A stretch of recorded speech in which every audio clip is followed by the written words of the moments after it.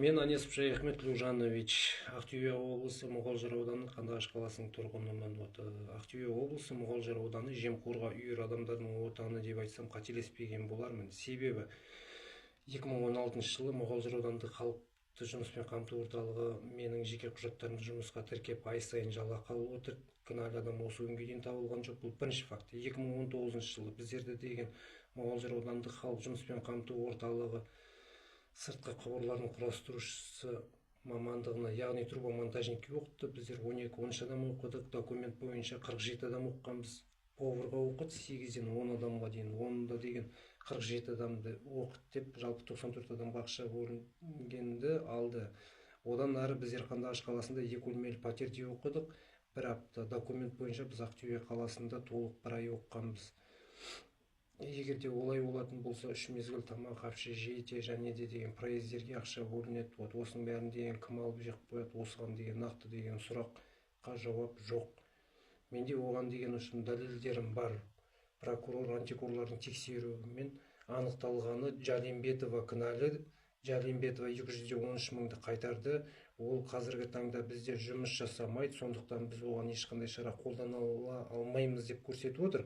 Но мен бұл жерде айтайын, Жалимбетованың бұл қылмыстық іске ешқандай қатысы жоқ. Бұл жерде Урумбаева және де Махимов және деген Аймагамбетова, осы үшеуі бастапқы кінәлі. Осының барлығын деген изначально Мұғалжар аудандық бір емес 5 прокурор біліп өтті. Қылмыстың алдын алу дейтін шаралар қолдануы тиіс еді, алайда ешкім ешқандай деген шара қолданылған жоқ, қолданбады. Одан әрі 2020 жылы при задержании Мұғалжар аудандық полиция бөлімінің тергеушісі Иманғазин Қуаныш, сотталушы, сол кездегі айыпталушы Гаипов Ақылбектен Oppo A10 дейтін маркалы новый ұялы телефон алып қалады да бермей кетеді. Араларында деген білмеймін не болған. Ақыр соңы 4-5 ай өткен соң Гаипов Ақылбек Қазақстан Республикасының бас прокуратурасына арызданып, шақ дегенде телефонын кейін қарай қайтарып алады. Одан әрі Мұғалжар аудандық полиция бөлімінің тергеушісі Аманғос Дастан дейтін бар. Тоже при задержании Тоумуханов Амирханның сотовый телефон алтын сақинасын алып қалып бермей кетіп, ол Тоумуханов Амирханда деген Қазақстан Республикасының бас прокурорына арызданып, шақ дегенде телефондарын кейін қарай қайтарып алды.